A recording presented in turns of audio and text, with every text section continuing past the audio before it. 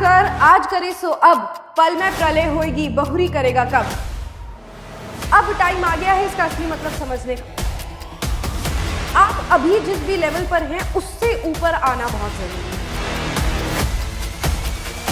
क्या स्ट्रैटेजी अपनाएं, कैसे हम 20 डेज में यहां से यहां आ सकते हैं, और वो कॉन्फिडेंस आपको आ सकता है इन 20 डेज में आफ्टर फॉलोइंग द स्ट्रैटेजी जो मैं आपको बताने वाली हूं।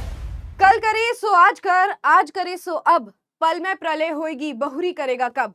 ये जो कबीर जी का दोहा है ना, ये आज आपको समझ आएगा। अब टाइम आ गया है इसका असली मतलब समझने का। आज इस वीडियो के अंदर बच्चों मैं आपको लास्ट 20 डेज के बारे में बताने वाली हूं कि क्या स्ट्रैटेजी अपनाएं, कैसे हम 20 डेज में यहां से यहां आ सकते हैं। अब यहां से यहां मेरा मतलब सिर्फ मैं ये नहीं बोलूंगी कि तुम 50 से सीधा 90 पर आ जाओ।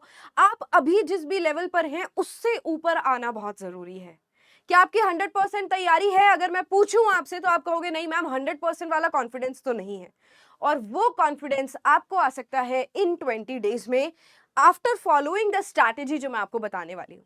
सो हेलो बच्चों, hello my cute little ninjas. मैं हूँ आपकी उपासना मैम, या आप मुझे प्यार से उपू मैम भी बुलाते हैं, एंड मैं बायोलॉजी पढ़ाती हूँ। बट आज इस वीडियो के अंदर मैं आपको कुछ ऐसी बातें बताने वाली हूँ जिसमें आप 20 डेज में रॉक कर सकते हो। मुझे पता है बहुत सारे बच्चे अभी गिव अप कर चुके होंगे कि अब नहीं होगा मैम मुझसे, जो हो गया सो हो गया, मेरा ये साल बर्बाद हो गया, अगले साल देखूंगा, शायद शुरू से पढ़ने की कोशिश करूंगा या करूंगी, बट ये वाला साल बर्बाद हो चुका है। तो बेटा जी, कुछ भी अभी खराब नहीं हुआ है, अभी भी टाइम है, अभी भी आप समय को बदल सकते हो, पलट सकते हो। कैसे? थोड़ी बहुत चीजें अपनाकर मैं आपको बताने वाली हूं कि क्या आपको करना है और क्या नहीं करना। क्या नहीं करना इज इक्वली इंपॉर्टेंट बेटा। पढ़ते रहे पढ़ते रहे पढ़ते रहे, ये भी पढ़ लिया वो भी पढ़ लिया, सब पढ़ लिया, बट फिर भी मार्क्स नहीं आ रहे हैं, फिर भी चीजें नहीं हो रही हैं। उसका क्या सॉल्यूशन है? चीजें भूल जाते हैं मैम, कर रहे हैं मेहनत बट चीजें भूल जाते हैं, क्या करें? तो उसके बारे में मैं आज अपने निंजा से बात करने वाली हूँ। एक बार ये डेंजर साइन तुमको डराने के लिए नहीं है, बस थोड़ा सा अलर्ट करने के लिए है कि बेटा दिस इज द टाइम कि आप अब बहाने छोड़ दो, डिस्ट्रैक्शन छोड़ दो, और सिर्फ एक गोल, दैट इज स्टडी। पढ़ाई और एग्जाम पर फोकस। आपके एग्जाम्स की डेट शीट 18 फरवरी से 27 मार्च तक की कुछ डेट शीट है आपकी। इसमें बहुत सारे आपके एग्जाम्स हैं। मैं यहाँ पर ना सिर्फ मेन सब्जेक्ट्स की बात कर रही हूँ जिसमें बच्चा डर जाता है और ज्यादा मेहनत उसको करनी चाहिए। अगर मैं इंग्लिश के पेपर की बात करूं तो आपका 1-2 होता है, बट 18 फरवरी से आपका पेपर स्टार्ट है, और बायो है आपका 24 मार्च को। ये डेट शीट सिर्फ यहाँ पर इसलिए लिखी है ताकि आपको पता हो कि किस सब्जेक्ट में आप कमजोर हैं और किस सब्जेक्ट में बेटा आपको ज्यादा मेहनत करनी है। तो यहाँ पर ना एक पर्टिकुलर मैं लाइन बोल दूं कि बेटा सिर्फ फिजिक्स पर ऐसे मेहनत करो, केमिस्ट्री पर ऐसे मेहनत करो। देयर आर स्टूडेंट्स जिनकी फिजिक्स केमिस्ट्री हो रखी होगी, आप बायो नहीं हुई होगी, या फिर बायो हो गई होगी, हिंदी और इंग्लिश को छुआ भी नहीं होगा। तो बेटा आपको खुद एनालाइज करना है बैठकर कि कितना सिलेबस कौन से सब्जेक्ट का हो चुका है। तो अभी कॉपी पेन निकालो, जैसे अभी मैंने आपको बताया ना कि अभी निकालना है, वीडियो के बाद में कर लूंगा, रात को कर लूंगा बेटा, फिर तो आप गए। इसीलिए बोल रही हूं कि आप अभी से अगर काम करना शुरू कर दोगे तो आपका ट्रैक स्टार्ट हो जाएगा। जो डर है ना आपके अंदर, सबको डर लग रहा है यार, सबको डर लग रहा है, उस डर को अच्छी जगह लगाओ, मेहनत करो, उस डर का फायदा उठाओ। वो डर ही है जो आपको मोटिवेट करेगा। तो अभी आप पेपर पेन निकालिए और उसमें सब्जेक्ट्स लिखिए जो जो आपके हैं।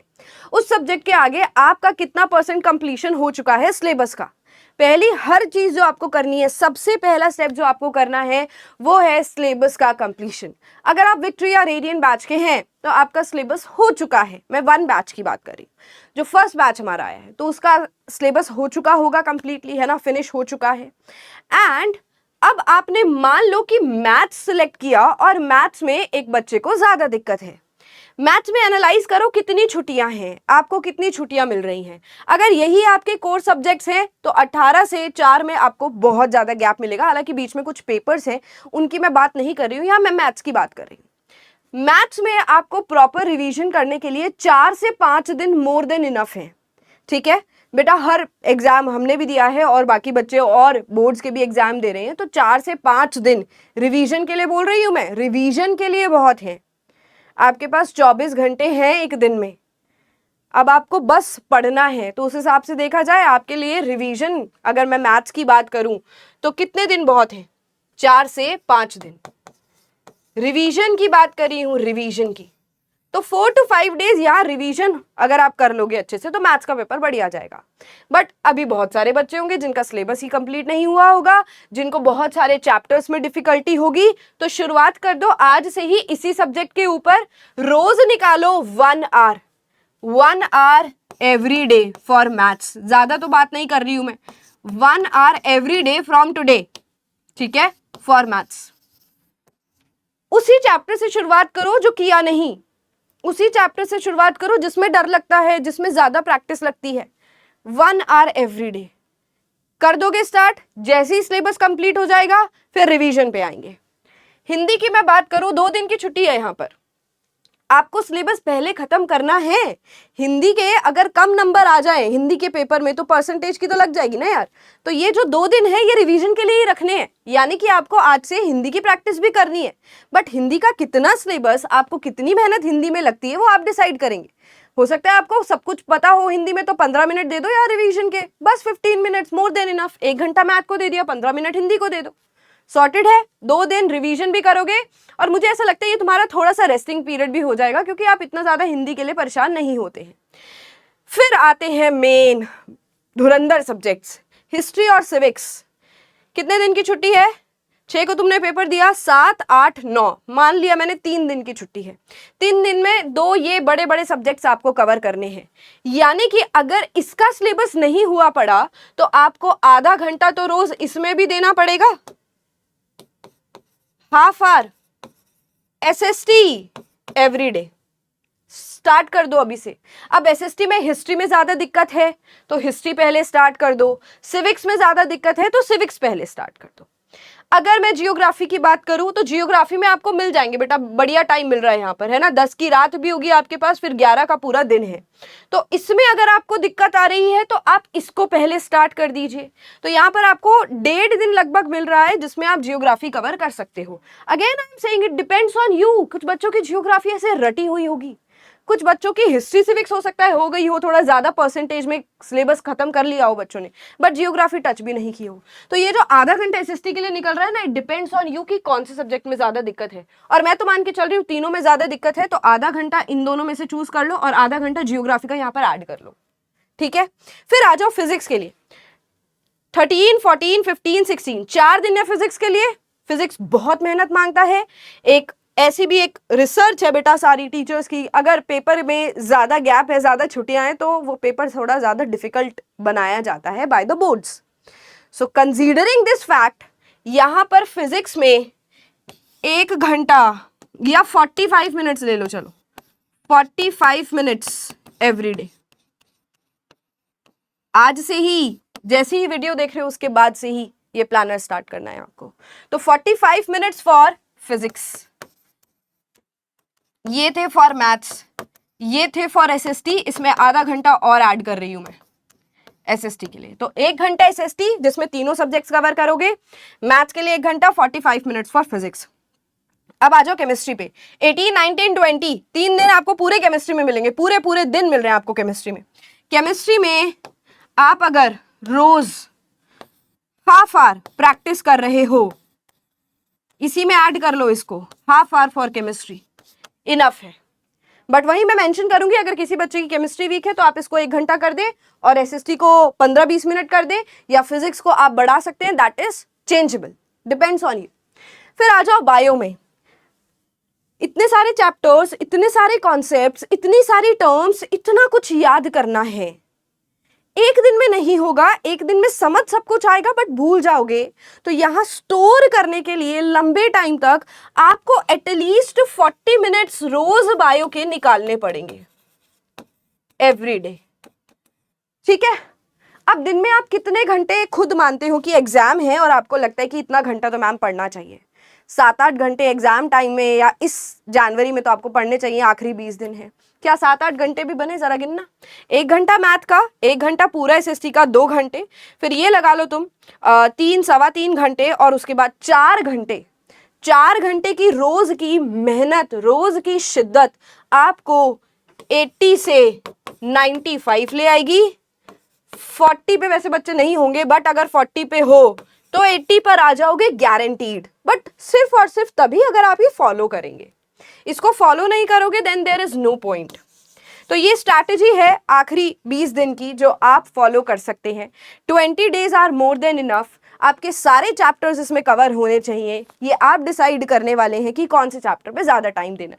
मैंने एक एवरेज टाइम लिखा है यहाँ पर, सिर्फ 4 घंटे है। इस 4 घंटे को 5 से 6 घंटे करने की खुद कोशिश करो, ठीक है।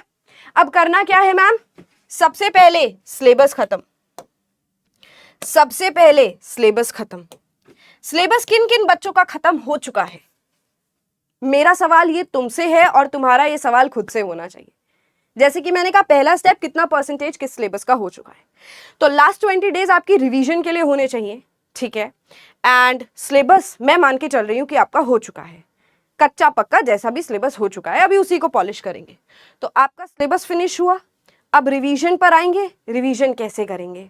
रिवीजन का एक तरीका होता है, रिवीजन के कुछ स्टेप्स होते हैं। ऐसे ही नहीं कि आपने पूरी बुक पढ़ी। देखो, आप सिलेबस कैसे खत्म करते हो, आप लेक्चर लगाते हो विद टाइम, है ना, उसके बाद आप बुक में से रीड करते हो, एक्सरसाइज करते हो एंड बुक बंद कर देते हो। वो होता है सिलेबस खत्म करने का तरीका। रिवीजन के लिए आपने काफी कुछ तो ऑलरेडी पढ़ा हुआ है, अब आप उसको अपने दिमाग में परमानेंटली स्टोर करना चाहते हो, तो आपको उसको बार बार देखना पड़ेगा। अब देखने के लिए या तो आपके पर्सनलाइज्ड नोट्स जो आपने खुद बनाए हैं, या फिर बुक रीडिंग। काफी बार बोला जाता है कि इस टाइम पर बुक रीडिंग नहीं करनी चाहिए। मेरा एक्सपीरियंस कहता है कि इस मिनट पर अगर आप बुक रीडिंग भी कर रहे हो तो उसमें कोई बुरी बात नहीं है। बुक रीडिंग से आप एक एक लाइन का मतलब समझ रहे हो एंड उसको अंडरलाइन कर रहे हो। पहली प्रेफरेंस नोट्स है। नोट्स अच्छे नहीं बने हुए, क्योंकि मुझे पता है बहुत सारे बच्चों के नोट्स भी नहीं बने होंगे अभी। तो अगर आपके नोट्स अच्छे से नहीं बने हुए, बुक्स पर आ जाओ, read your books multiple times. But ये थियोरिटिकल सब्जेक्ट्स में, फिजिक्स और मैथ्स में तो तुमको करना पड़ेगा क्वेश्चन प्रैक्टिस। केमिस्ट्री में भी इक्वेशंस के लिए कॉपी पेन लेकर बैठना ही पड़ेगा। बट जो थियोरिटिकल सब्जेक्ट्स हैं उसमें पहले नोट्स को पढ़ो। नोट्स अच्छे नहीं बने हुए तो आ जाओ बुक्स के ऊपर। किसी टॉपिक के नोट्स अच्छे नहीं बने हुए तो आ जाओ बुक के ऊपर, ले लो एक हाइलाइटर अच्छा सा, ले लो पेंसिल और अंडरलाइन कर करके उसको रिवाइज करना है। और रिवीजन का तरीका ये नहीं होता कि टीवी चला के बैठ गए, सामने लैपटॉप चल रहा है, फ्रेंड से भी बात कर रहे हैं और रिवीजन कर रहे हैं। बेटा बिल्कुल एकांत, एक बिल्कुल शांत जगह पर बैठकर रिवीजन होती है। अब रिवीजन कैसे करें मैम? सिर्फ ऐसे ऐसे पढ़ते रहे? जितने भी आपके थियोरिटिकल सब्जेक्ट्स में, उसमें आप विजुअलाइज करके पढ़ो। जैसे जब भी मैं तुमको कोई बायो पढ़ाती हूँ या फिर कोई भी तुम थियोरिटिकल सब्जेक्ट पढ़ते हो, उसमें हमेशा कोई कैरेक्टर चूज करते हैं या फिर कोई सिनारियो या कंडीशन बन रही होती है। आप किसी बीमारी के बारे को इमेजिन करते हो, किसी बीमारी को, किसी पर्सन को, और फिर उसके सिम्टम्स और कंडीशंस के बारे में बात करते हो, फिर उसके इलाज के बारे में बात करते हो, किस तरीके से आपके ऑर्गन्स काम कर रहे हैं, उसकी फंक्शनिंग के बारे में पढ़ते हो और फिर उसके क्वेश्चंस अटेम्प्ट करते हो। तो यही है विजुअलाइजेशन। जैसे मैं तुमको एक एग्जांपल दूं कि अगर आप एंडोक्राइन सिस्टम पढ़ रहे हैं तो आपको पता है यार एड्रिनल ग्लैंड्स, अच्छा अभी मैं बैठा हूं, मैं अभी बिल्कुल नॉर्मल बैठा हुआ हूं, पैरासिम्पैथेटिक स्टेज में हूं।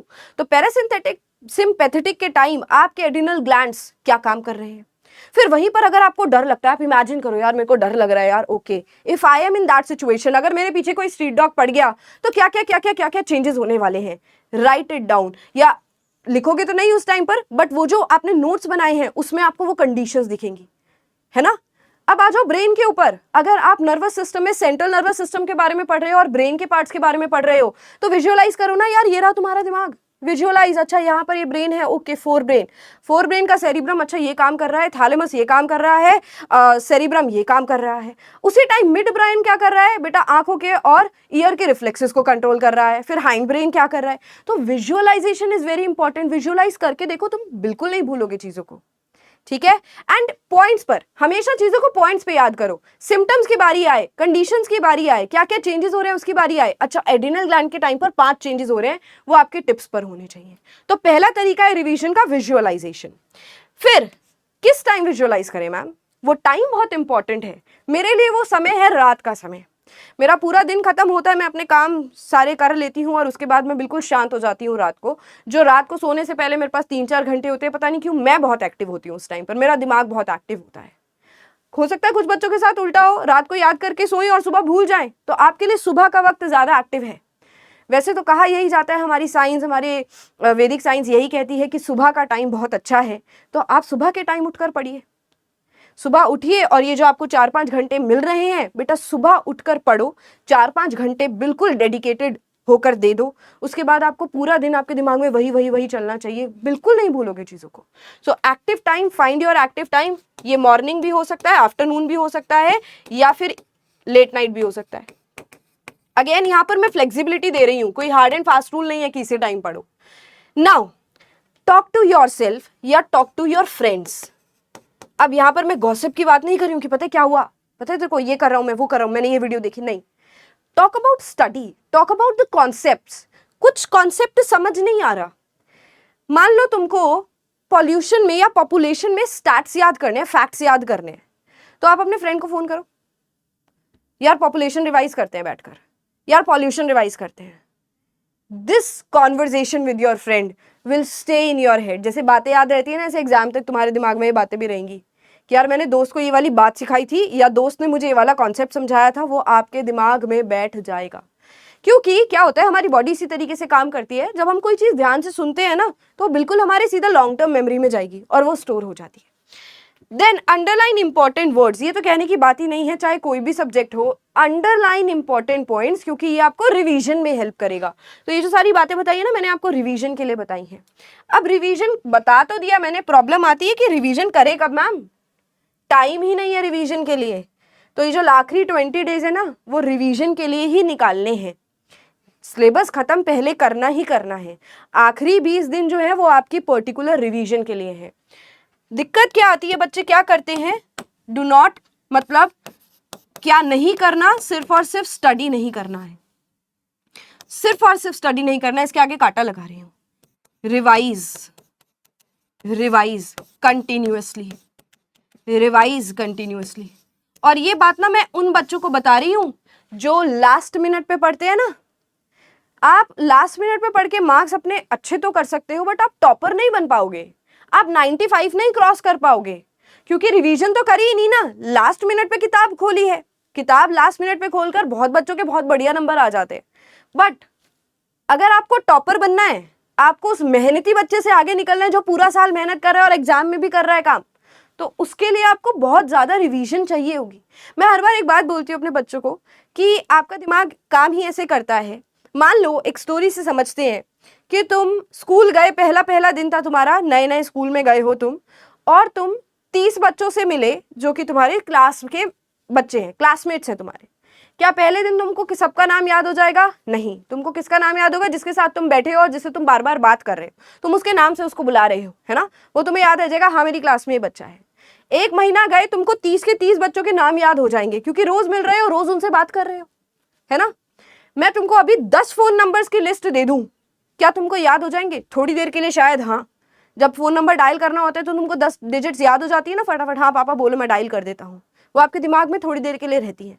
बट लगातार जब उसको डायल कर रहे हो, लगातार उस नंबर को यूज कर रहे हो, तो वो स्टोर हो गया ना तुम्हारी लॉन्ग टर्म मेमोरी में। तो यहाँ भी तो वही सारी बातें हैं, स्टोर ही तो करना है उसको लॉन्ग टर्म मेमोरी में, और कैसे करेंगे? रिवाइज करके करेंगे। रिवीजन का नया तरीका क्या है? विजुअलाइज करना, बोल बोल के पढ़ना, अपने फ्रेंड से बात करो या खुद से बात करो कि यार एक बात ऐसे ऐसे बात, जैसे मैं भी ऐसी पढ़ती थी। यही तरीका होता है विजुअलाइजेशन का और रिवीजन का। कि जेनेटिक्स की बात करें तो जेनेटिक्स में यार एक होमोलॉगस क्रोमोसोम्स होते हैं और क्रॉसिंग ओवर ऐसे काम करता है। काइज्मा की डेफिनेशन, यार एक्स लाइक स्ट्रक्चर बनता है ना, उसको बोलते हैं काइज्मा।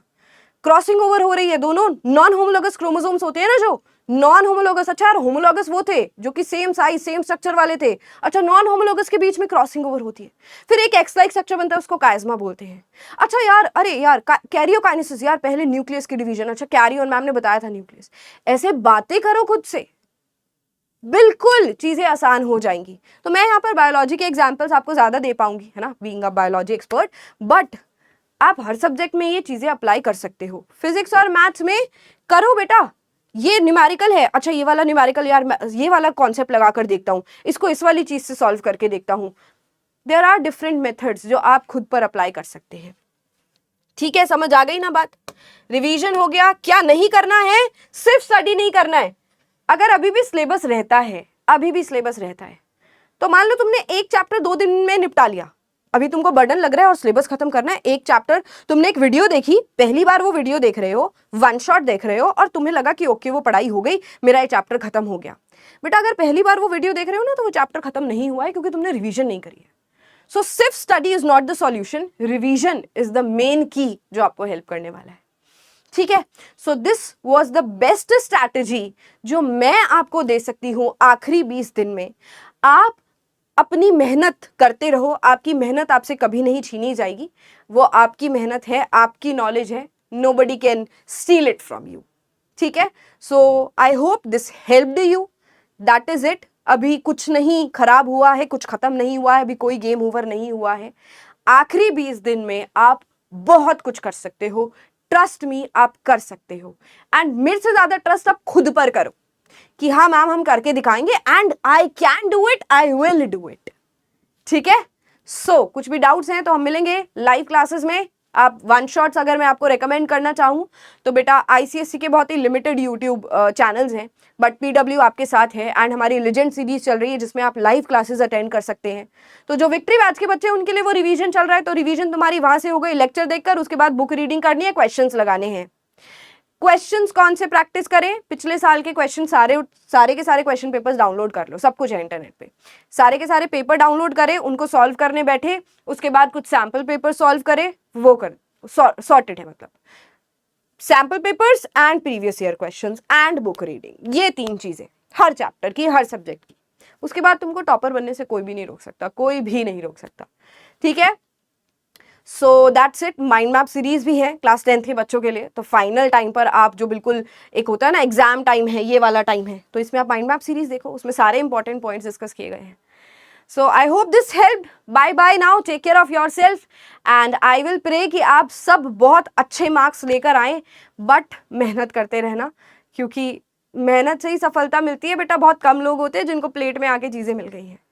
सो नाउ आई विल टेक अलविदा फ्रॉम यू, ठीक है। Take care, bye bye बच्चास।